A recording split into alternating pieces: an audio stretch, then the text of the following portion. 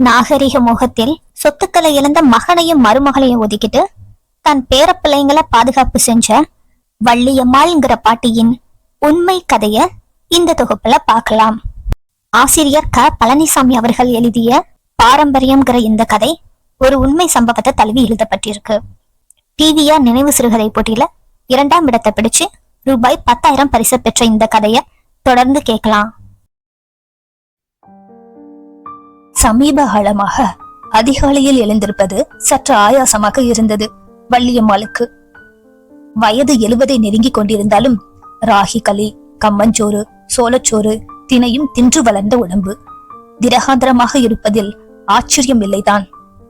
தற்போது கூட ஒருவேளை ராகியோ கம்போ உணவில் சேர்க்காவிடில் ஏதோ போல் உணர்வாள் வள்ளியம்மாள். அம்முச்சி, மாமா வண்டியில போறப்போ டெம்போல மோதி மண்டையில அடியா, கோவை ஆஸ்பத்திரியில சேர்த்திருக்காங்களாம். அம்மா உங்களை உடனே வர சொன்னா. பதற்றமாய் வந்த மகள் வயிற்று பேரனின் வார்த்தைகளில் தடுமாறினாள் வள்ளியம்மாள். பாசத்தை கொட்டி ஆசையாய் வளர்த்த அருமை மகன் கோபாலை பார்த்து 6 மாதங்களுக்கு மேல் இருக்கும்.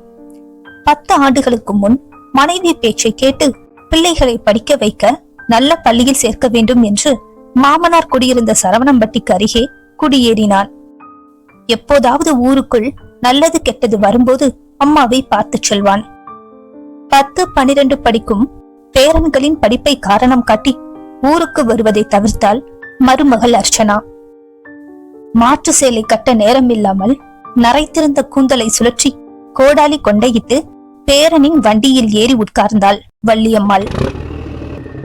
மகள் தேன்மொழியின் வீட்டை அடைவதற்குள் வாடகை வண்டி பிடித்து தயாராக இருந்தார் மருமகன் வேலு. வண்டி ஏறியதும் கோவை மருத்துவமனைக்கு சீறி பாய்ந்தது.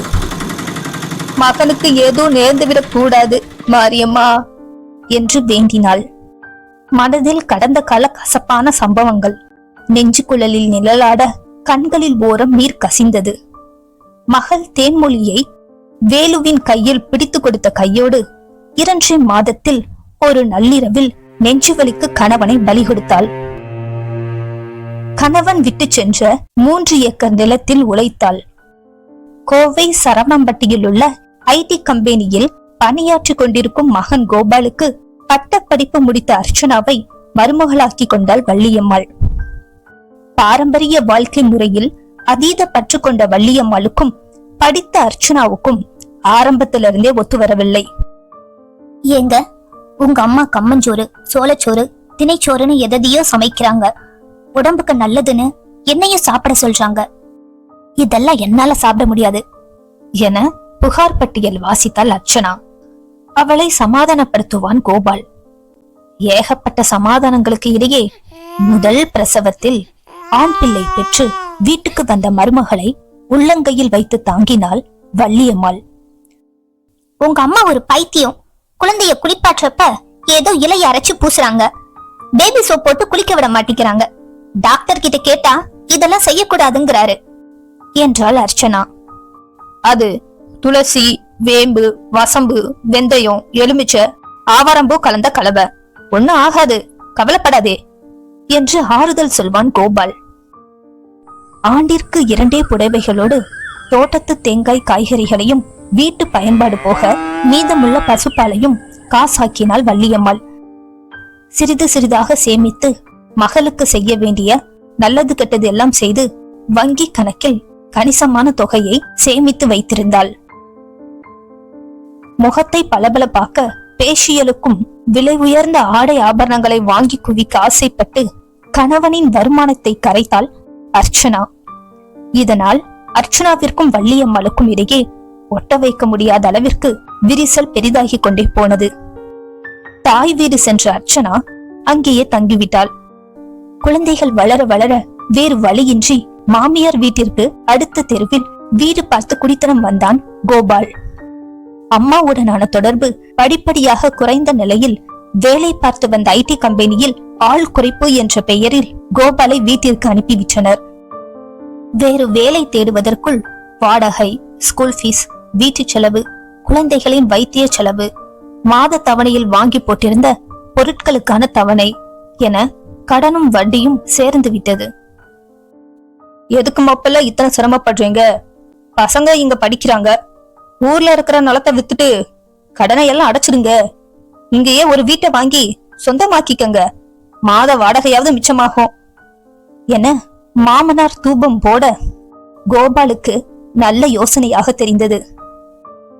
அம்மாவிடம் சென்று நிலம் விற்க வேண்டியதை பற்றி பேச கொதித்து போனாள் வள்ளியம்மாள். ஏண்டா, தாத்தம் பாட்டம் பூமிய வித்து திங்கிறது ஒரு பொழப்பா? பசங்களை கூட்டிட்டீங்க வா, நான் பாத்துக்கிறேன். இந்த நிலம் என் பேர பிள்ளைங்களுக்கு தான், உனக்கு இல்ல, போடா என விரட்டி அடித்தாள் வள்ளியம்மாள். புதிதாக சேர்ந்த வேலையில் ஓரளவுக்கு வருமானம் இருந்தாலும் ஐடி கம்பெனிகள் நிறைந்த சரவணம்பட்டியில் இடமும் வீடும் வாங்க துடித்தாள் அர்ச்சனா. அவளை நச்சரிப்பு தாங்காமல் தங்கையிடமும் மாப்பிள்ளையிடமும் தஞ்சம் அடைந்தான் கோபால். தேன்மொழியும் வேலுவும் கோபாலின் நிலைமையை புரிந்து கொண்டனர்.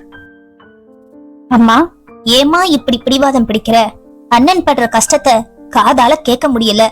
இந்த காலத்துல 2 பசங்களையும் நல்ல ஸ்கூல்ல படிக்க வச்சு வாடகை வீட்டுல காலம் தள்ளுறதுங்கிறது ரொம்ப சிரமம்மா. அண்ணனோட கஷ்டம் உனக்கு புரியாதுமா. குடும்பத்துல பல பிரச்சனைகளால சிரமப்படுறாரு. இப்ப உதவாம இந்த நிலத்தை வச்சுக்கிட்டு என்ன பண்ண போறீங்க? பின்னால அவருக்கு தானே கொடுக்க போறீங்க என்றாள் தேன்மொழி. மாப்பிள்ளையும் மகளும் அறிந்து பேச வேறு வழியின்றி நிலத்தை விற்க சம்மதித்தாள் வள்ளியம்மாள். சரி, நீங்க சொல்றதால ஒத்துக்கிறேன். ஆனா ஒண்ணு, நிலத்தை விக்கிற பணத்தை 3ஆ பிரிச்சு ஒரு பங்கு நீ வாங்கிக்கணும், என் பங்கு எனக்கு வேணும் என கராராகவும் கண்டிப்பாகவும் பேசும் அம்மாவை எதிர்க்க முடியாமல் அடங்கி போயினர் வேலுவும் தேன்மொழியும். கோபால் மூலம் செய்தியை கேள்விப்பட்டதும் அர்ச்சனா கோபத்தில் வானத்துக்கும் பூமிக்கும் குதித்தாள். காலம் போன காலத்துல கிழவிக்கு பணத்தாசிய பாரு.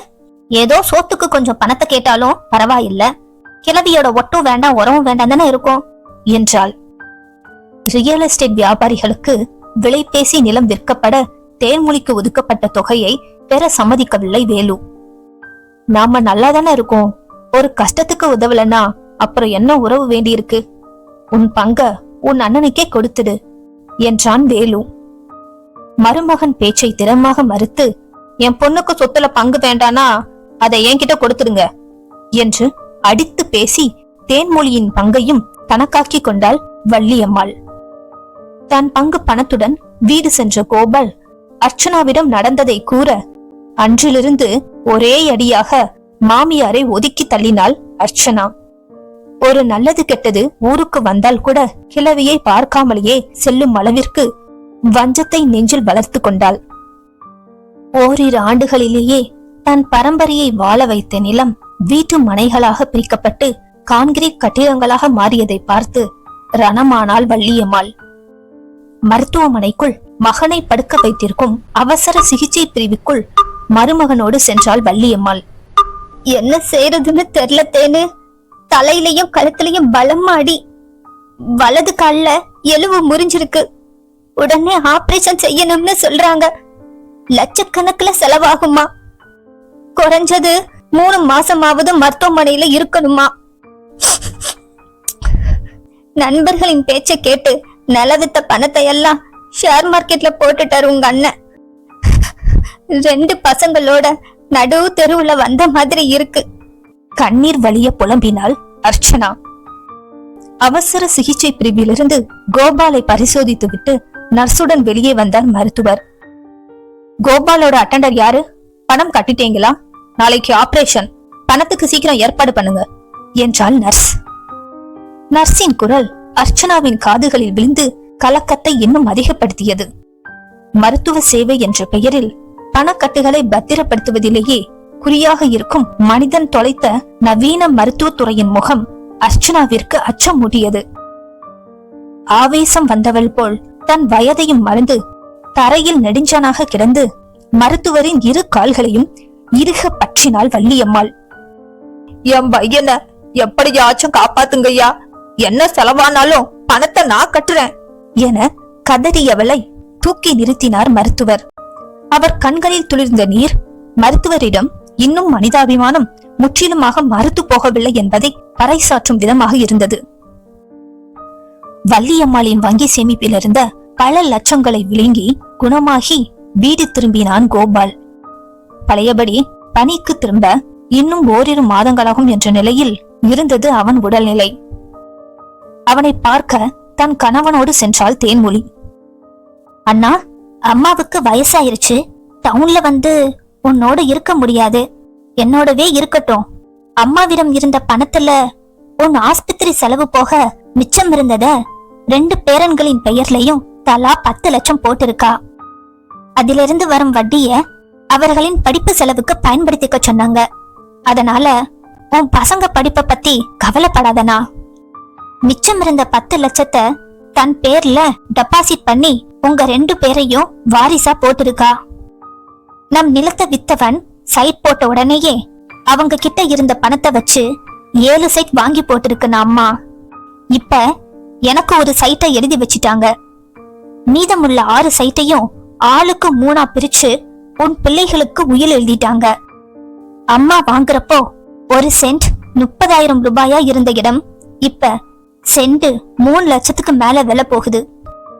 உன் பசங்களுக்கு உள்ள 6 சைட்டும் சேர்த்து மொத்தம் 35 சென்ட் வருது. அம்மா குடியிருந்த பழைய வீட்டையும் உன் பேருக்கு உயில் எழுதி வச்சிட்டா. இந்தா பாருனா என வங்கி புத்தகங்களையும் பத்திரங்களையும் கோபால் முன் வைத்த தேன்மொழியை கண்ணீரோடு பார்த்தாள் அர்ச்சனா. தன் குடும்பம் தலைச்சு நிலைக்க வாயை கட்டி வயித்தை கட்டி உழைப்பதிலும் சேமிப்பதிலும் படிக்காத பாமர தாய்க்கு இருந்த தீவிரம் படித்த தனக்கோ தன் மனைவிக்கோ இல்லாமல் போனது ஏன் என்று புரியாமல் விழித்தான் Gopal. This video is sponsored by BuyMote e-online shopping app. BuyMote ஆப்பில் உங்கள் வீட்டுக்கு தேவையான கிராசரி ப்ராடக்ட்ஸ் எல்லாத்தையும் ஆன்லைனில் பர்ச்சேஸ் பண்ணிக்கலாம். இங்கே மற்ற வெப்சைட்டை கம்பேர் பண்ணுறப்போ மினிமம் ₹1 மேக்ஸிமம் ₹30 கம்மியாகவே கிடைக்குது. நீங்கள் ஆர்டர் பண்ணதுலேருந்து 10 டேஸ்க்குள்ளே உங்களுடைய ப்ராடக்ட் உங்கள் வீடு தேடி வரும். ஒன்ஸ் செக் பண்ணி பாருங்கள், பிடிச்சிருந்தா கண்டிப்பாக ஆர்டர் பண்ணுங்கள். லிங்க் டிஸ்கிரிப்ஷனில் இருக்குது.